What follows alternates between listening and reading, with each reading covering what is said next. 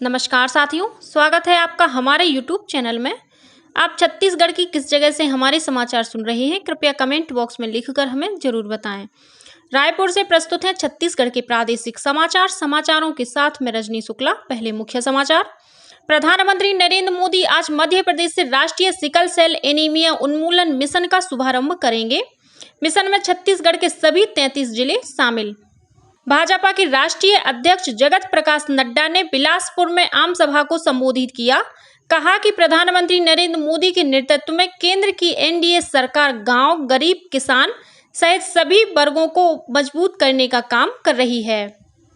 मुख्यमंत्री ने प्रधानमंत्री आवास योजना ग्रामीण के तहत हितग्राहियों के खाते में 151 करोड़ रुपए के साथ ही बेरोजगारी भत्ता योजना की तीसरी किस्त के रूप में 32 करोड़ रुपए की राशि अंतरित की और आय से अधिक संपत्ति के मामले में छत्तीसगढ़ पाठ्य पुस्तक निगम के पूर्व महाप्रबंधक अशोक चतुर्वेदी को ईओडब्ल्यू ने किया गिरफ्तार। अब समाचार विस्तार से। देश में आनुवांशिक बीमारी सिकल सेल को दूर करने के लिए केंद्र सरकार द्वारा राष्ट्रीय सिकल सेल एनीमिया उन्मूलन मिशन की शुरुआत की जा रही है। प्रधानमंत्री नरेंद्र मोदी आज 1 जुलाई को मध्य प्रदेश के शहडोल में इस मिशन का शुभारंभ करेंगे। इस दौरान प्रधानमंत्री लाभार्थियों को sickle cell genetic status card भी वितरित करेंगे। छत्तीसगढ़ के स्वास्थ्य मंत्री टी.एस. सिंहदेव रायपुर के राजा तालाब स्थित हमर अस्पताल से वीडियो कॉन्फ्रेंस के माध्यम से इस कार्यक्रम से जुड़ेंगे। इस दौरान श्री सिंहदेव लाभार्थियों को sickle cell genetic status card भी वितरित करेंगे। वर्ष 2047 तक सिकल सेल को खत्म करने के लिए देश के 17 राज्यों के 278 जिलों में यह मिशन संचालित किया जाएगा। इनमें छत्तीसगढ़ के सभी 33 जिले शामिल हैं। स्वास्थ्य विभाग के उप संचालक डॉक्टर खेमराज सोनवानी ने बताया कि मिशन के अंतर्गत विकासखंड स्तर पर लोगों को सिकल सेल के कारण और बचाव के उपाय बताए जाएंगे। साथ ही जरूरी जांच और इलाज सुविधा भी मुहैया कराई जाएगी।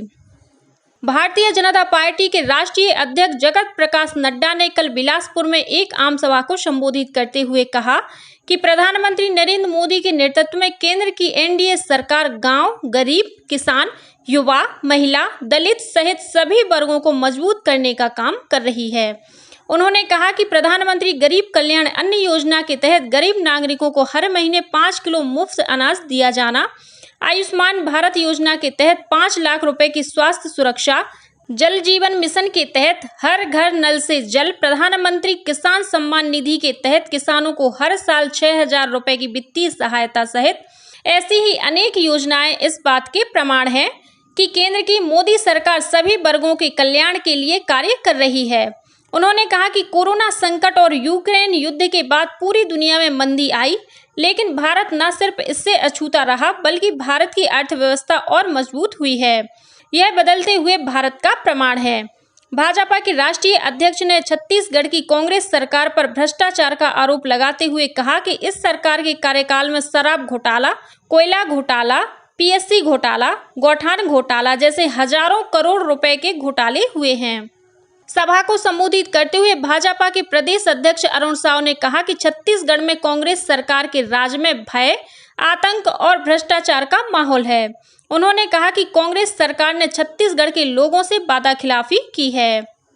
मुख्यमंत्री भूपेश बघेल ने कल प्रधानमंत्री आवास योजना ग्रामीण के तहत 49,000 से अधिक हितग्राहियों के खाते में 151 करोड़ रुपए की राशि का ऑनलाइन अंतरण किया। वहीं मुख्यमंत्री ने बेरोजगारी भत्ता योजना की तीसरी किस्त के रूप में 1,16,000 हितग्राहियों के खाते में करीब 32 करोड़ रुपए की राशि भी अंतरित की। इस मौके पर मुख्यमंत्री ने कहा कि प्रधानमंत्री आवास योजना ग्रामीण के पिछले 10 वर्षों में जुड़े नए हितग्राहियों को आवास उपलब्ध कराने के लिए राज्य सरकार केंद्र से आग्रह करेगी। इसके साथ ही उन्होंने यह भी कहा कि यदि केंद्र से अनुमति नहीं मिलती है तो भी राज्य सरकार नए हितग्राहियों को आवास उपलब्ध कराने के लिए योजना बनाएगी।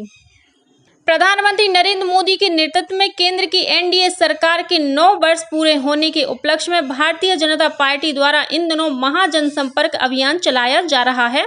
इसके अंतर्गत कल रायपुर में लाभार्थी सम्मेलन का आयोजन किया गया।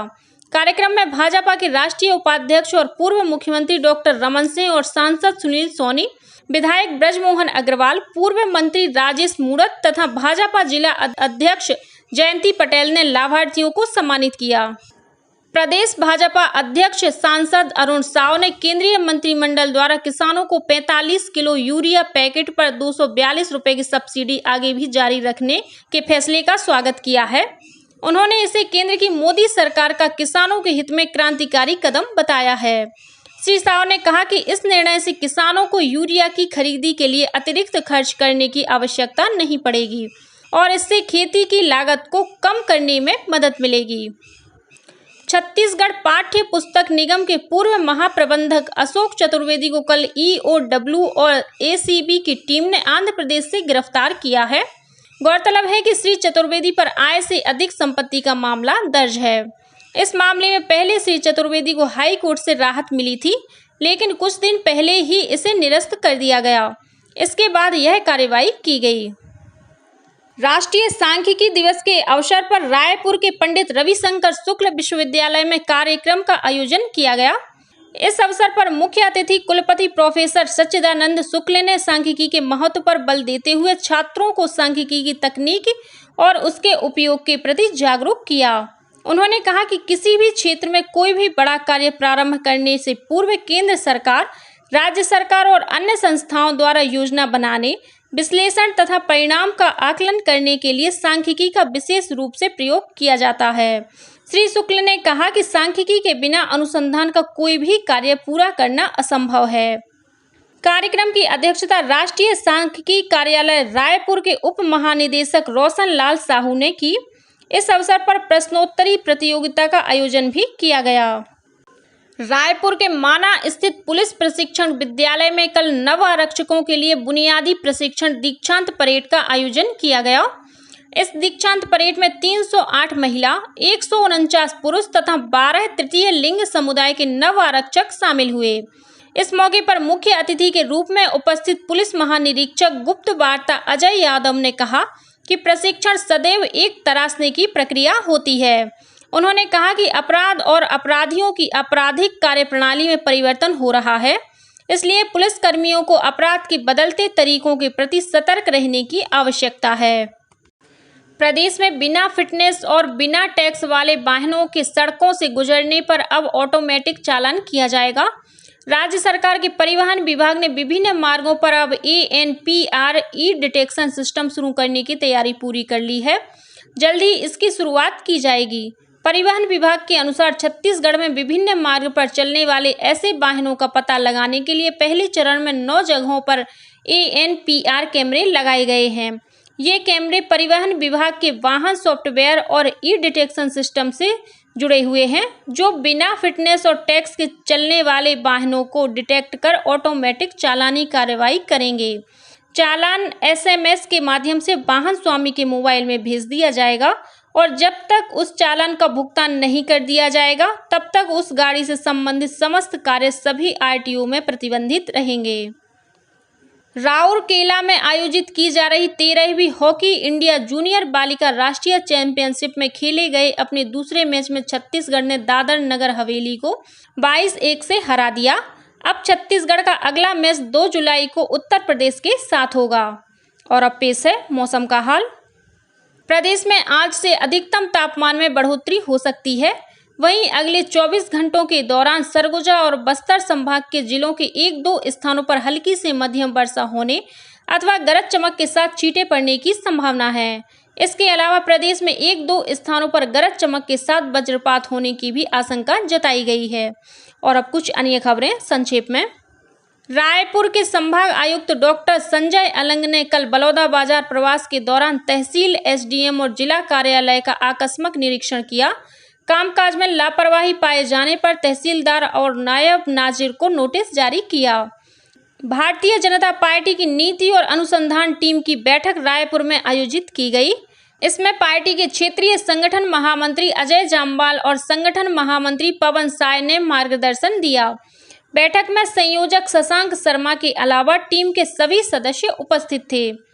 छत्तीसगढ़ विधानसभा में नेता प्रतिपक्ष नारायण चंदेल ने कल जांजगीर चांपा जिले के ग्राम जरवे में जल जीवन मिशन के तहत 2 करोड़ 20 लाख रुपए के निर्माण कार्य का भूमि पूजन किया। इसके तहत सभी घरों में नल के माध्यम से स्वच्छ पेयजल पहुंचाया जाएगा। रायपुर स्थित जिला रोजगार कार्यालय में आगामी 3 जुलाई को शिक्षित बेरोजगारों के लिए रोजगार मेले का आयोजन किया जाएगा। इस मौके पर 400 से अधिक पदों पर भर्ती की जाएगी और पद्मश्री फुलवासन बाई यादव जांजगीर के राष्ट्रीय स्वरोजगार केंद्र पहुंची। वहां उन्होंने प्रशिक्षण ले रही महिलाओं को रोजगार के विभिन्न तरीके बताए। उन्होंने महिलाओं को मोर बाजार, सबके बाजार के संबंध में भी जानकारी दी। इसी के साथ छत्तीसगढ़ के समाचारों का ये बुलेटिन समाप्त हुआ। नमस्कार।